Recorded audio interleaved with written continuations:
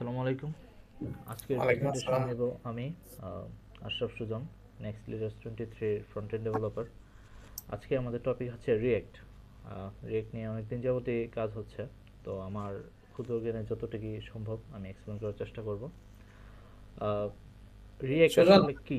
একটা মিনিট সুজন। জি। রেকর্ড হইতেছে তো properly? Yes. Okay, carry on. Okay. React আসলে কি? আহ, এটার নামই রিয়েক্ট কেন? আহ, এটা ইনভেন্ট করা হয়েছে কেন? এই প্রশ্নগুলো অনেকেই আসলে এটা যখন নামটা শোনে তখন করে। রিয়েক্টের শেষে একটা লেস থাকে, জেস। তার মানে কি এটা কোনো জাভাস্ক্রিপ্টের লাইব্রেরি? উত্তর হচ্ছে ইয়েস। রিয়েক্ট হচ্ছে একটা জাভাস্ক্রিপ্টের লাইব্রেরি, যেটা প্রাথমিকভাবে ইউজ করা হয় ইউআই ডেভেলপমেন্টের জন্য।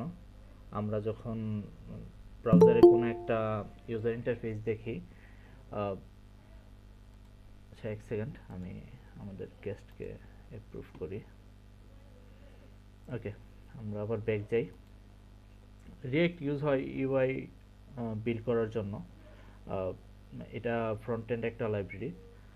প্রাথমিকভাবে আহ, এটা ক্রিয়েট করা হয়েছিল 2011-তে। জর্ডান ওয়ালক নামের একজন সফটওয়্যার ইঞ্জিনিয়ার, যে ফেসবুকে সফটওয়্যার ইঞ্জিনিয়ার হিসেবে ছিল তখন। 2013-তে খুব সম্ভবত এটাকে প্রাথমিকভাবে ফেসবুকের নিউজ ফিডের মধ্যে ইমপ্লিমেন্ট করা হয় টেস্ট পারপোজে, যে কীরকম রেজাল্ট দেখা যায়। তো তখন এটার রেজাল্ট ছিল ট্রিমেন্ডাস। আস্তে আস্তে তখন এরপরে নেটফ্লিক্স, এয়ারবিএনবি, তারপর পিন্টারেস্ট, রেডিট, আরও অনেক বড় বড় ওয়েবসাইটে এটা ফ্রন্ট এন্ড লাইব্রেরি হিসেবে ইউজ করা হয়। হুম, এটা গেল রিয়েক্টের প্রাথমিক একটা পরিচয়। আহ, আমরা এরপরে যাই আসলে রিয়েক্ট। রিয়েক্ট আসলে ফেমাস কেন, বা রিয়েক্ট এত মানুষ ইউজ করে কেন? প্রথম হচ্ছে রিয়েক্টের কমিউনিটি। রিয়েক্টের কমিউনিটি পৃথিবীর আমাদের বিগেস্ট কমিউনিটির মধ্যে একটা। এটাতে প্রচুর লাইব্রেরি পাবেন, প্রচুর সাপোর্ট পাবেন। আর আসলে আপনি যা চান এই দুনিয়াতে, যা যা পসিবল ইউআই নিয়ে, প্রায় সব কিছু এটা দিয়ে করা যায়। আহ, তারপর হচ্ছে একটা টপিক, যে রিয়েক্ট কিভাবে কাজ করে। রিয়েক্ট মেইনলি হচ্ছে আহ, আহ, যে ফাইল ফরম্যাটটা থাকে রিয়েক্টের, সেটা হচ্ছে জেএসএক্স এর। জেএসএক্স ব্রাউজার আসলে জেএসএক্স বুঝে না। জেএসএক্স হচ্ছে একটা ফাইল টাইপ, ব্রাউজার তা বুঝে না। এবং এটা বোঝানোর জন্য বেবেল নামের একটা ট্রান্সপাইলার আছে। বেবেল ট্রান্সপাইলার কি করে, এটা সোর্স টু সোর্স কম্পাইলার একটা, যে রিয়েক্টের যে জেএসএক্স কোডটা আছে। হ্যাঁ, এখানে আমি নিচে যাব, যখন ধরেন আহ, এইখানে নিচে একটা একদম থাকার কথা, সরি নাই। আচ্ছা, এখানে ধরেন ছোট একটা কোড আছে, বা আমি যখন আমার কোডে যাই, ধরেন এখানে যে হিরোটাতে যাই, এখানে যে একটা কোড আছে, এটা দেখতে এইচটিএমএল মতো, বাট এটা এইচটিএমএল না। এখানে দেখেন যে এক্সটেনশনটা আছে জেএসএক্স। তো যে জেএসএক্স আছে এটা দেখতে এইচটিএমএল এর মতো, বাট অ্যাকচুয়ালি এটা এইচটিএমএল না, এটা একটা এক্সএমএল ফাইল। তো এটা বেবেল নামের একটা ট্রান্সপাইলার। সে ব্রাউজার যে ভাষা বোঝে, যে জাভাস্ক্রিপ্ট বোঝে, ওই জাভাস্ক্রিপ্টে কনভার্ট করে তারপর আমাদের ইউআইতে শো করে। আহ, এটা গেল রিয়েক্ট আসলে কিভাবে রেন্ডার হয়। দেন হচ্ছে কম্পোনেন্ট। এই যে রিয়েক্টের প্রতিটা রিয়েক্টের মেইন ফিলোসফি হচ্ছে কম্পোনেন্ট বেসড একটা লাইব্রেরি। যেটা হচ্ছে এটার মেইন ফিচার, যে অনেকগুলা কোড এটা ছোট ছোট ছোট ছোট পার্টে ভাগ করে ফেলে। যেমন ধরেন আমাদের যে পেজ আছে, খুব একটা বেশি বোঝা যায় আমি যখন এটার, ধরেন আমি মেইন ভিজুয়ালাইজেশনে যাই। এখানে ধরেন একটা পেজ আছে, ওয়েব পেজ। এখানে প্রতিটা জিনিস, আহ, এক একটা যে কোড আছে এটাগুলো সেপারেট করা খুব ভালোভাবে গোছানো। এখানে দেখেন যে হিরো সেকশন আছে, তারপর অ্যাবাউট সেকশন আছে। এখানে আগে কি করা হতো, একটা পেজের মধ্যে অনেকগুলা কোড, মানে এই হিরো এখানে, অ্যাবাউট এখানে, পপুলার কোর্সেস, ধরেন আমি যদি হিরোতে যাই, আবার এখানে হিরোতে দেখেন এই কোডগুলা, তারপর হিরো কন্টেন্টের ভিতরে যাই এইখানে এই কোডগুলা, মানে একটার পর একটা গোছানো আছে। বাট আগে কি হতো, একটার পরে মানে দেখা গেছে একটা পেজের মধ্যে বা একটা ফাইলের মধ্যে হাজার হাজার লাইন কোড। তো এটা অর্গানাইজ থাকতো না। তারপর হচ্ছে রিউজেবিলিটি। এই যে কম্পোনেন্টের মধ্যে আমরা রিইউজ করতে পারি, ধরেন এই যে হিরো একটা কম্পোনেন্ট আছে। হ্যাঁ, কম্পোনেন্ট একটা ফাংশনের মতো। এই যে ধরেন আমরা কনস্ট্যান্ট দিয়ে আমরা একটা ফাংশন, যখন অনেকে হয়তো বুঝবেন না এখানে, তো কম্পোনেন্ট হচ্ছে একটা ফাংশনের মতোই, জাস্ট এটার যে নামটা থাকে এটা ক্যাপিটাল লেটারে থাকে। আহ, এটাকে যখন আমরা রিইউজ করতে চাই, জাস্ট এটাকে ধরেন কপি করে নিচে দিয়ে দিব। দেখেন কত ইজি, জাস্ট একটা লাইন আমি বাড়াইছি, এখানে দেখেন মানে এটা আবার কপি হয়ে গেছে, সরি এটা মেবি রান হচ্ছে না, রান করি।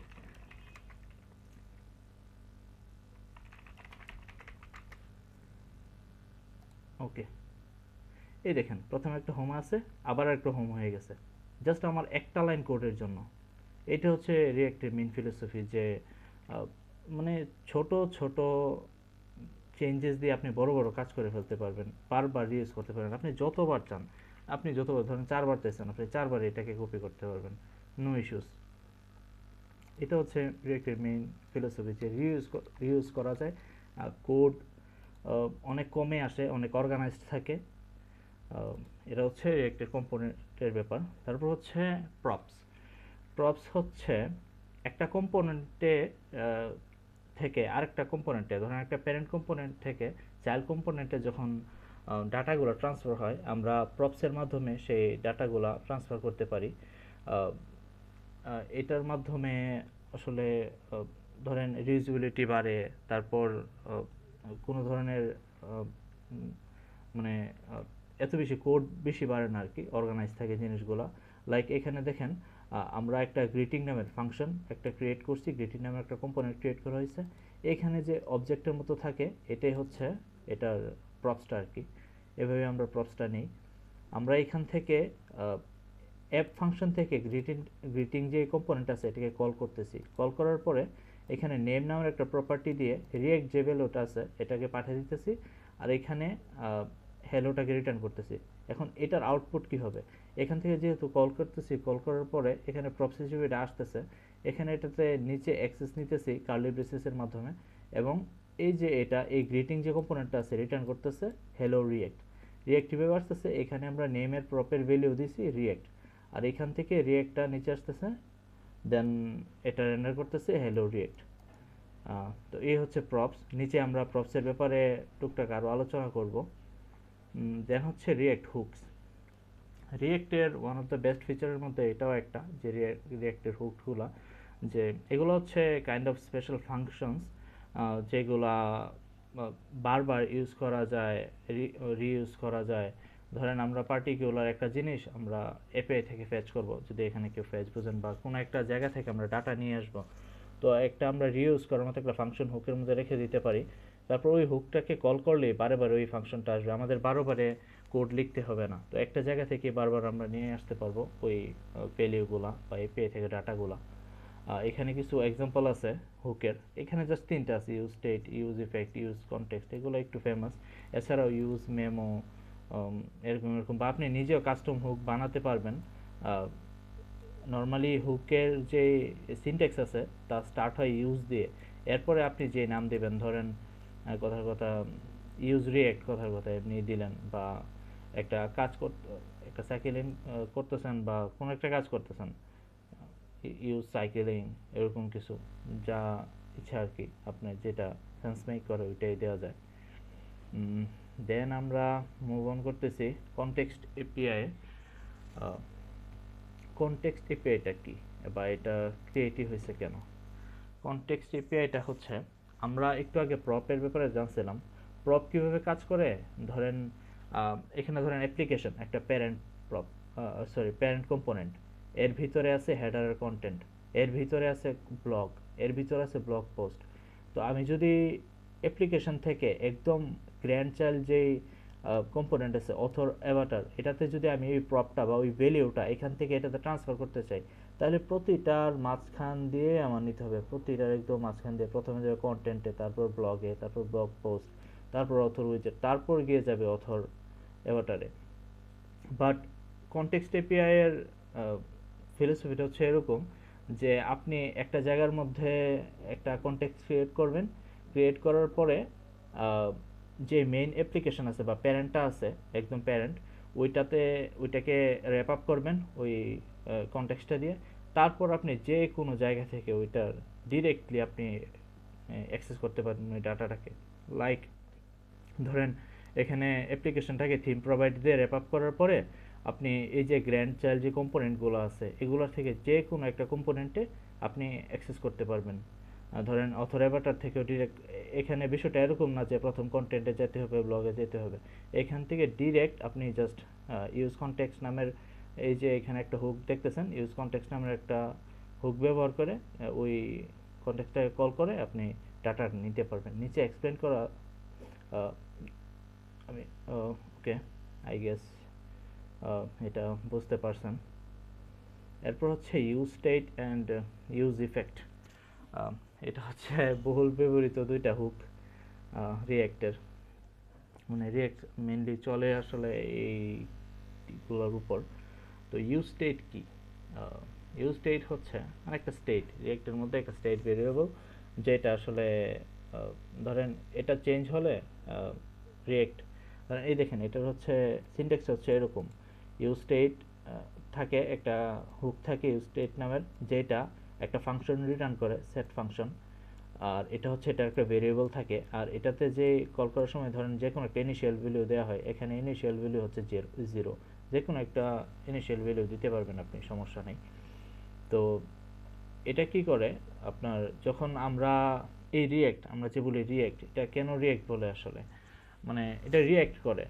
হ্যাঁ, ধরেন এই স্টেট, যখন এই ভেরিয়েবলের মানটা যখন চেঞ্জ হবে, লাইক আপনি যদি নিচে থেকে কোনোভাবে সেট ফাংশনটার মাধ্যমে যে সেট ফাংশন ভেরিয়েবল মান 1 আমি চেঞ্জ করলাম, চেঞ্জ করলে কি হবে, পার্টিকুলার ওই কম্পোনেন্টে বা আপনি যে জায়গাটা রিরেন্ডার করতে যাচ্ছেন ওইটা আবার রিরেন্ডার হবে, রিলোড হবে। তো এই আর কি, এই স্টেটের মাধ্যমে আসলে ইউআইগুলা চেঞ্জ হয়, আপডেট হয়।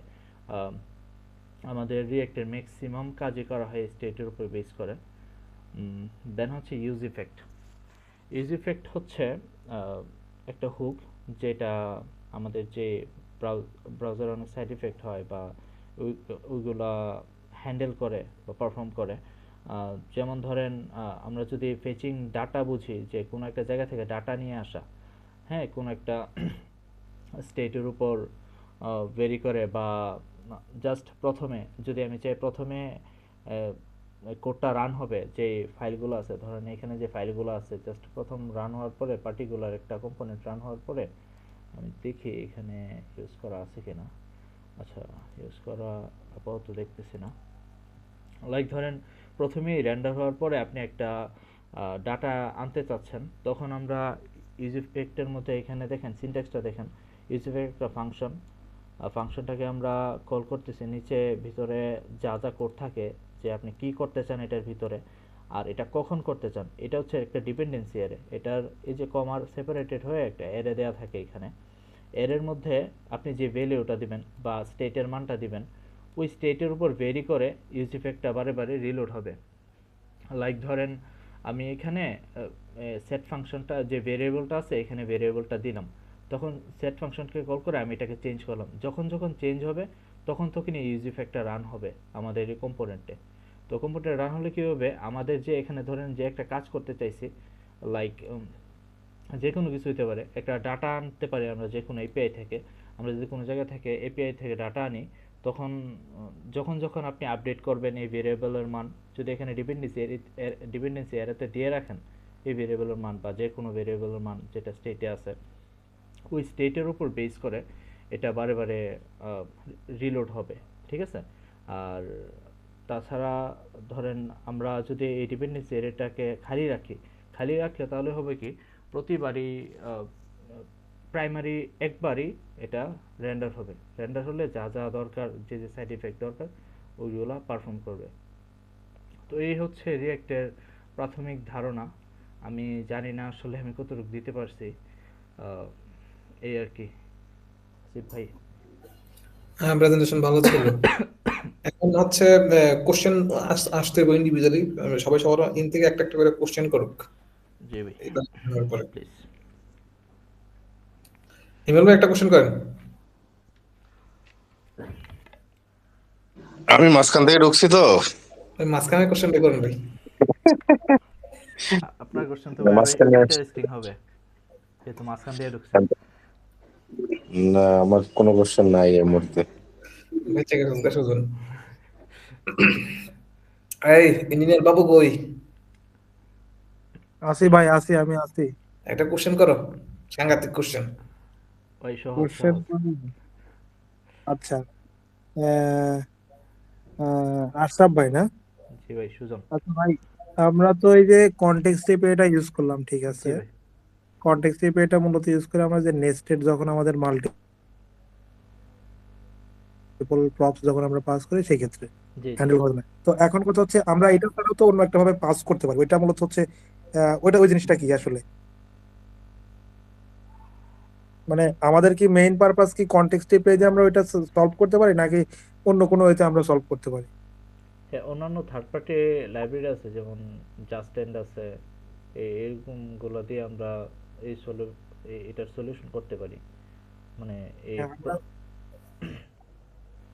আর তাছাড়া আহ, একটা রিয়েক্টের একটা কনসেপ্ট আছে, ঠিক এখন মনে আসতেছে না। মানে প্রপ ডিলিংটাকে না করে আসলে কিভাবে যে করে আসলে এটা আমি ঠিক মনে আসতেছে না এখন। আচ্ছা, এটা হচ্ছে ধরেন আমরা আমরা মূলত কি করি, আপনার হচ্ছে যখন এই রিয়েক্টে যখন হচ্ছে আমরা প্যারেন্ট থেকে যখন হচ্ছে চাইল্ড, সরি, প্যারেন্ট যখন হচ্ছে চাইল্ডের মধ্যে যখন প্রপস পাস করে, এমন হতে পারে নেস্টেড অনেকগুলো হতে পারে। এক্ষেত্রে আমরা এপিআই কনটেক্সট ইউজ করতে পারি, বা এই ক্ষেত্রে আমরা স্টেট ম্যানেজমেন্ট লাইব্রেরি ইউজ করতে পারি, সেটা হতে পারে জাস্টিন বা রিডাক্স। হ্যাঁ হ্যাঁ বা হ্যাঁ হ্যাঁ হ্যাঁ। আমরা এটা ইউজ করতে পারি, ওই যে ইভেন্ট বাস আছে, ইভেন্ট বাসটা আপনি দেখছেন কিনা জানি না আমি, না, ইভেন আমরা বাস ইভেন্ট বাসটা দেখিনি। হচ্ছে ইউজ করতে পারি। ওকে, নতুন কিছু জানতে পারলাম। ইভেন বাস কি ভাই এই ডাটাগুলো হ্যান্ডেলিং করাতেই ইউজ করা হয় রিডাক্সের মতন বা জাস্টেন্ডের মতো? ইভেন্ট বাসটা মূলত হচ্ছে আমরা যখন চ্যাটিং অ্যাপ্লিকেশন বানাই না, জি। তখন হচ্ছে দেখবেন এই আপনার হচ্ছে প্যারেন্ট থেকে চাইল্ডের মধ্যে কিভাবে ডাটা পাস করে, সেক্ষেত্রে আমরা ইভেন্ট বাসটা হচ্ছে ইউজ করতে পারি, অর্থাৎ ইভেন্ট লিস্টের মতো তখন কাজ করে। ও আচ্ছা, এটা কি ভাই কোনো লাইব্রেরি নাকি রিয়েক্টের বিল্ট ইন একটা না, ফিচার? এটা রিয়েক্টের মধ্যে আছে, দেখবেন ইভেন্ট বাস নামে একটা আছে, ইভেন্ট বাস ক্রিয়েট করে করা যায়। ওকে ভাই, ঠিক ওকে আছে। ওকে, thank you Babu, good question. তাসির একটা কোশ্চেন করো।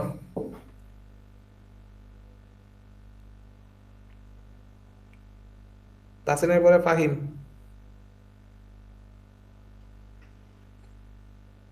তাসিন মিউট করা।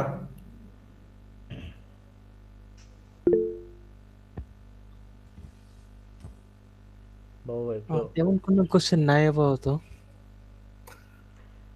হ্যাঁ Fahim.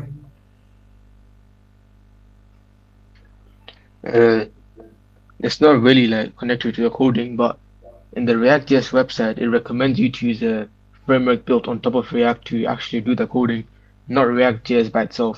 So what do you think of that? ভাই আমি আসলে ঠিক বুঝতেছি না কথাগুলো। Um, React.js website লেখছিল তুমি যদি React দা কোডিং করতে চাও, হেরা রেকমেন্ড করে একটা React ফ্রেমওয়ার্ক ইউজ করবা লিগা, React.js bare bones না। এটা তুমি কি মনে করো? Are you talking about next? Yeah, it says like Next.js or React Router framework, either on framework is called, not React.js by itself. ওকে, আমি আসলে কোশ্চেনটা বুঝতেছি না। ফাহিম বলতে যাচ্ছে যে মানে রিয়্যাক্টের ডকুমেন্টেশনে ওরা বলতেছে যে বেয়ারবন রিয়্যাক্ট ইউজ করো না তোমরা, তোমরা একটা লাইব্রেরি বা ফ্রেমওয়ার্ক ইউজ করো, লাইক নেক্সট.জেএস বা রিমিক্স বা রিয়্যাক্ট রাউটার আর কি। কারণ ওইগুলাই তো বেটার আর জিনিসপত্র দিচ্ছে, যে বেয়ারবন রিয়্যাক্ট আচ্ছা জাস্ট ওরা আচ্ছা, হ্যাঁ বুঝতে নিজেরাই পারছি। বলে না যে ইউজ করো। হ্যাঁ, রিয়েক্টের মধ্যে আসলে এমন অনেক কিছুই আছে যেগুলা একটু আগে এটা আমি বলছিলাম যে রিয়েক্টের কমিউনিটি অনেক বড়, রিয়েক্টের লাইব্রেরিজ অনেকগুলো আছে, যেগুলো আসলে রিয়েক্টের বিল্ট ইন ফিচারগুলোরে আরও এনহ্যান্স করে। যেমন ধরেন একটু আগে রিয়েক্টের বিল্ট ইন ফিচার কনটেক্সট টিপে আগে ছিল না, ঠিক আছে? এটা রিসেন্টলি নিয়ে আসছে, মেবি 3-4 বছর আগে নিয়ে আসছে। আহ, এমন আরও অনেক কিছু আছে, ধরেন আমাদের সার্ভার সাইড রেন্ডারিং এরকম কিছু জিনিস ছিল যেটা আগে ছিল না রিয়েক্টে, তখন মেবি নেক্সট জেএসে এগুলোই করা যেত। তো রিসেন্টলি আবার রিয়েক্টের মধ্যে সার্ভার সাইড রেন্ডারিং নিয়ে আসছে। তো এটা ঠিক আছে, মানে আমরা যখন এই জিনিসগুলা ইউজ করি, এক্সটার্নাল জিনিসগুলো রিয়েক্টের সাথে, তখন এটা আরও বেটার পারফরমেন্স প্রোভাইড করে, বেটার ফিচার্স প্রোভাইড করে আর কি। অবশ্যই এটা উচিত, করা উচিত। সরি আমি প্রথম প্রশ্নটা বুঝিনি। আলামের একটা কোশ্চেন করো। হাসি পাই কি শেষ তীরটা মারবেন নাকি? হ্যাঁ আলামিন ভাই আপনাকে যেটা বলা হয়েছে এটা করেন আগে। আলামিন কই? আলামিন মিউট করে হিসাব কিতাব মিলাইতেছে। ভাই উনি আগের মানে রেকর্ডিং করতে তো মানে প্রথম থেকে শুনতেছে তারপরে কোশ্চেন করবে।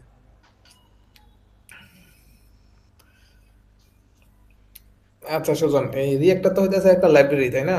জি ভাই। আবার দেখা গেছে যে আর অনেক ফ্রেমওয়ার্ক আছে, লাইক মনে কর অ্যাঙ্গুলার জেএস, তারপর ভিউ জেএস, এগুলো তো হচ্ছে তোর ফ্রেমওয়ার্ক, জি, ওগুলো তো নেক্সট.জেএস, লাইব্রেরি না। হ্যাঁ, এগুলা ফ্রেমওয়ার্ক। ওগুলো কিন্তু লাইব্রেরি না, ওগুলো কিন্তু ফ্রেমওয়ার্ক। জি, হুম। তো এই যে রিয়েক্ট একটা লাইব্রেরি, আর ওই যে মনে কর ভিউ জেএস একটা ফ্রেমওয়ার্ক, তো জি। এই দুটোর মধ্যে হচ্ছে ডিফারেন্ট কোন জায়গাটা? ডিফারেন্স হচ্ছে, ধরেন আমি প্রথম যখন আমারও এরকম একটা প্রশ্ন ছিল প্রথম যখন দেখি যে আসলে রিয়েক্টে এই কাজ করা যায়, ভিউতে এই কাজ করা যায়, তাহলে ডিফারেন্সটা কি? দুইটাই তো ফ্রন্ট এক্স্যাক্টলি এন্ড আমার একটা প্রশ্ন টুল। যদি। তো রিয়েক্টকে যদি আমরা ধরেন একটা স্ক্রুড্রাইভার হিসেবে ধরি, হ্যাঁ, হ্যাঁ, একটা টুল বক্সের একটা স্ক্রুড্রাইভার হিসেবে ধরি, ওকে। এটা হচ্ছে একটা লাইব্রেরি হিসেবে আমরা ধরতে পারি। আর একটা টুল বক্স যার সাথে সব কিছু আসতেছে, সব সলিউশন আসতেছে, তখন ওইটা আমরা ফ্রেমওয়ার্ক হিসেবে চিন্তা করতে পারি আর কি, যেখানে সব ধরনের সলিউশনস আছে, এরকম আর কি। মানে ডিফারেন্সটা এরকম। আচ্ছা, এখানে এই রিয়েক্টর হচ্ছে তো রিয়া করতেছে, এই স্লাইডটার প্রথম দিকে যা, তো একটু একটু নিচে যা, জি। নিচে যা। কম্পোনেন্ট, না না, কম্পোনেন্ট গুলো হচ্ছে কোড গুলার যে ইয়া করতেছে, রিয়েক্টর কোড গুলারে প্রসেস করতেছে না, এটা কি বলে? আচ্ছা, হ্যাঁ, বেবেল দিয়ে। হ্যাঁ, এটা কি জানো, জিনিসটার নাম কি? বা এটার নাম হচ্ছে বেবেল, এটা একটা ট্রান্সপাইলার। এটা এখানে লেখা নাই, এটা বলছি। আচ্ছা। বেবেল হচ্ছে একটা ট্রান্সপাইলার আর কি, সোর্স টু সোর্স কম্পাইলার। এটা কি করে, রিয়েক্টের যে ফাইল আছে জেএসএক্স, তো হুম জেএসএক্স তো দেখতে আপনার এইচটিএমএল এর মতো, মানে এটা যেন অনেক বেশি ইউজার ফ্রেন্ডলি হয়। ধরেন আপনি এখানে আমি যদি দেখাই, এখানে ধরেন এই যে H2, হ্যাঁ, H2 হুম দিয়ে ধরেন একটা এলিমেন্ট আমি লিখছি এখানে, এইচটিএমএল এলিমেন্ট বা ট্যাগ। এটা কিন্তু আসলে একটা, মানে এটা কিন্তু এইচটিএমএল এলিমেন্ট না, এটা জেএসএক্স। ঠিক আছে, তো এটা ব্রাউজার তো এটা বুঝে না, জেএসএক্স ফাইল তো ব্রাউজার বুঝে না। তো এক্স্যাক্টলি। বেবেল কি করে, বেবেল এটা ট্রান্সপাইল করে বা কম্পাইল করে, কম্পাইল করার পরে এটাকে জাভাস্ক্রিপ্ট কোডে রূপান্তর করে। ধরেন রিয়েক্ট ডট ক্রিয়েট এলিমেন্ট একটা ফাংশন আছে, ওইটাকে কল করে পুরোটা যে জিনিস আছে জাভাস্ক্রিপ্টে রূপান্তর করার পরে, তখন ওই হুম, ফাংশনে কল করে এটাকে কম্পাইল করে ফেলে আর কি, কম্পাইল করে ব্রাউজারে পাঠিয়ে দেয়, তারপর এটা ব্রাউজার ইঞ্জিনের মাধ্যমে এটা শো করে আমাদের কাছে, ভিজুয়ালাইজ করে। বুঝতে পারছি। আচ্ছা ঠিক আছে, সো ফার এখন পর্যন্ত যে যেভাবে প্রেজেন্ট করছস, মাশাআল্লাহ খুবই সুন্দর হয়েছে প্রেজেন্টেশন, আই রিয়েলি অ্যাপ্রিশিয়েট। হ্যাঁ, আমার কাছে যে জিনিসগুলো মনে হয়েছে একটু ফিডব্যাক দেই। ফিডব্যাক গুলো হচ্ছে এটি হচ্ছে রেকর্ডিং এর বাইরে ফিডব্যাক। হ্যাঁ, জি ভাই, তাহলে আমাদের এই প্রেজেন্টেশন শেষ হচ্ছে। হ্যাঁ, রেকর্ডিংটা হ্যাঁ। ক্লোজ কর।